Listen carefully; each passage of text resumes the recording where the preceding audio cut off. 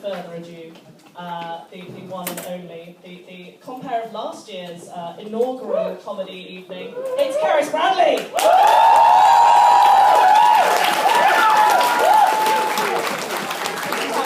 He's got a long walk.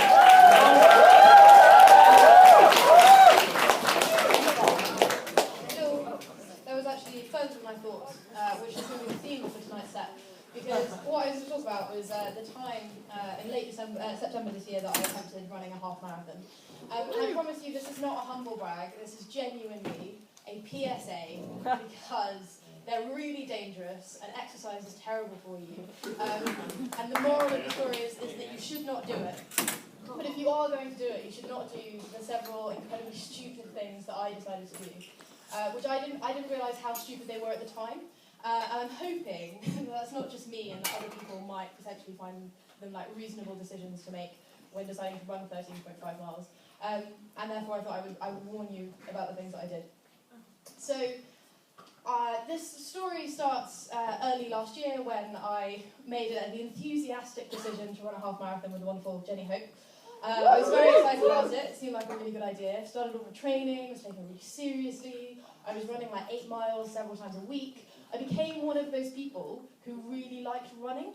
Like I thought that I liked running, and that's when you know that you've done enough training and you're actually good and you can do long distance things. But the problem was that I got my training advice from my dad.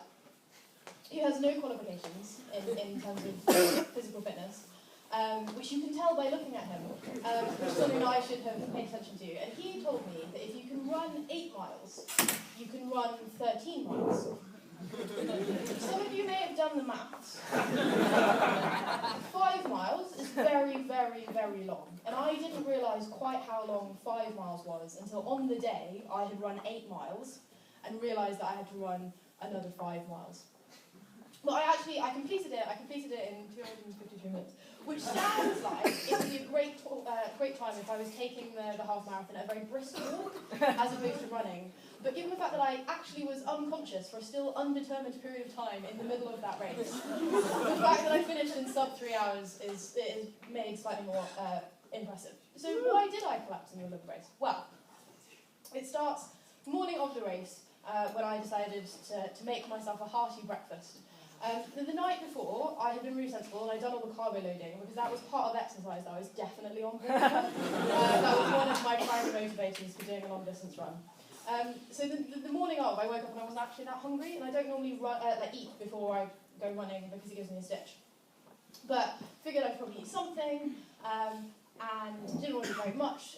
It turns out, nutritionists advise that you consume about 800 calories, or should consume about 800 calories before you run a half marathon. So that's something like a couple of energy drinks and also a bowl of cereal and a banana, or a Wetherspoon's burger without the onion rings and chips.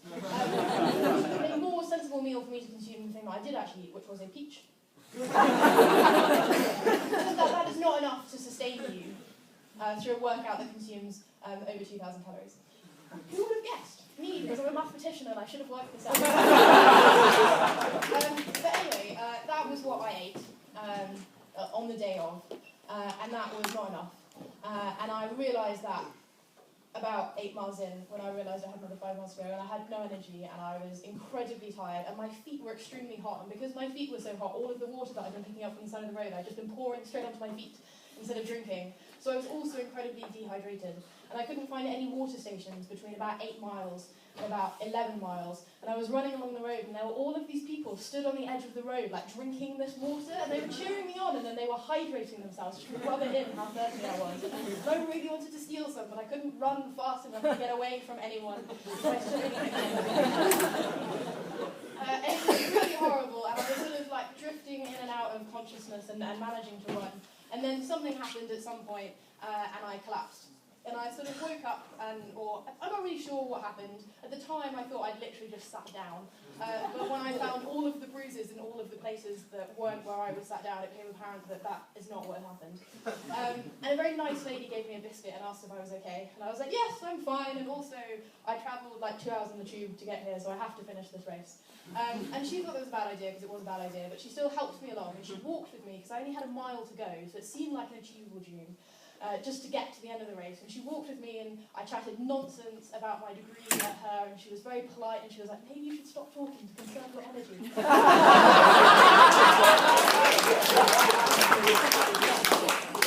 She gave me biscuits, she gave me water, and I was feeling a lot better, and we came to the last milestone in the race, and the race finished in Ealing Park, and you're supposed to run once around the park with all of the cheering fans, or in my case, the few people who had stuck around at the end, even though they were very, very bored and very, very cold.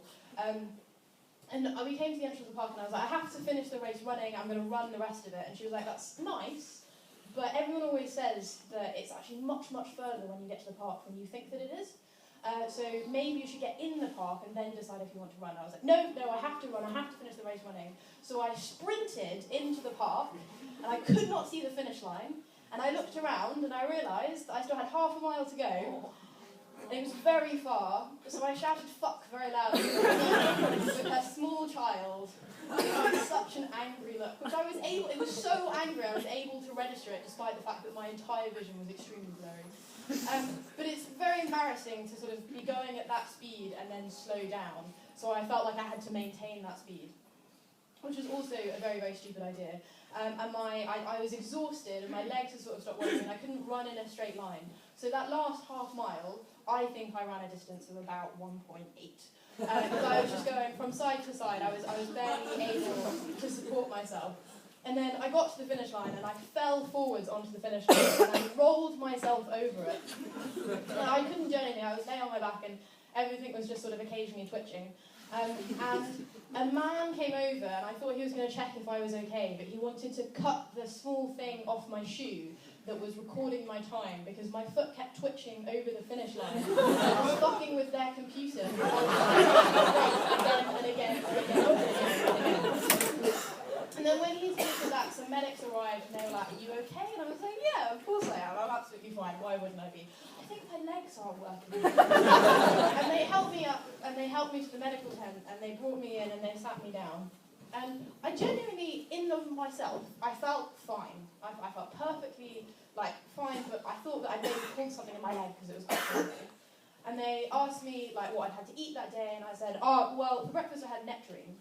And then I realised, actually, I'd had a peach, and then I spent a very long time trying to work out if it was medically relevant that I the food that I'd actually had. And they were like, what else have you had to eat? And I was like, I think I had a jelly baby, but they were only really giving out jelly babies, and I don't like them, so I wasn't able to take in sugar on the run.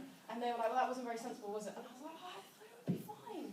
And they were like, do you think you could maybe sit up properly? And I was like, I am sitting up properly.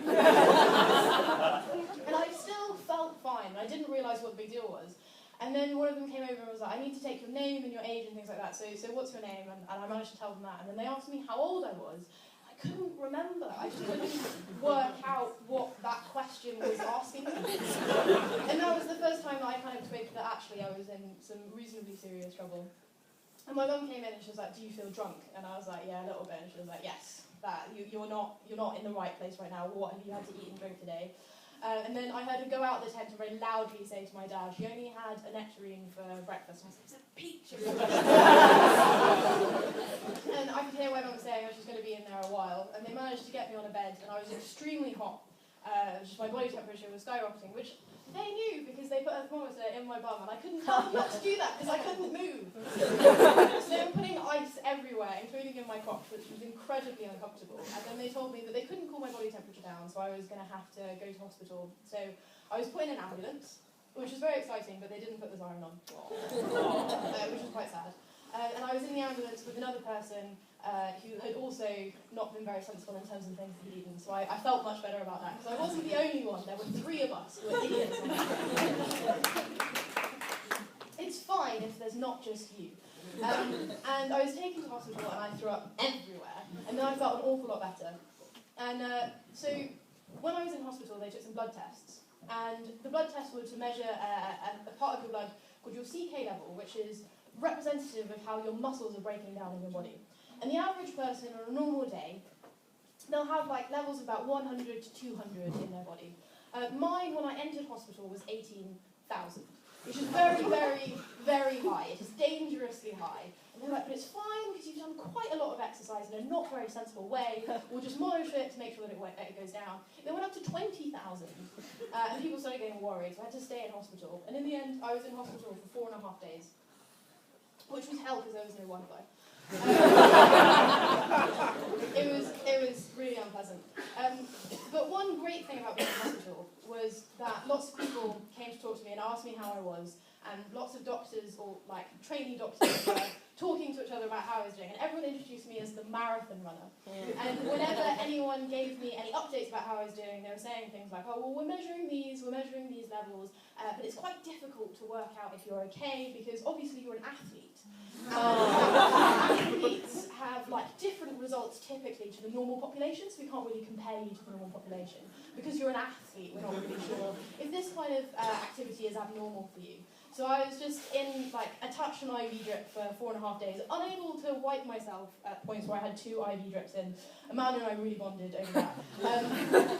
And just really enjoying being called an athlete, which was not how I was expecting the day to go. But it could have gone worse, because the half marathon was actually the first time that my parents were meeting Amanda.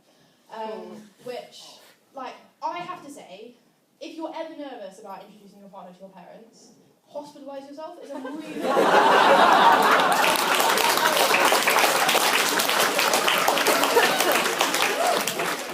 one's worrying about trying to make small talk. Everyone's like, oh, is Cerys going to the hospital? Is Cerys going to die?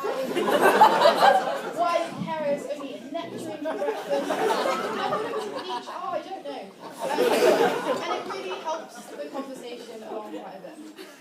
So that was my top tips are eat some breakfast and also like hospitalise yourself when you want to introduce your parents to people that you think your parents might embarrass themselves in front of. Thank you very much.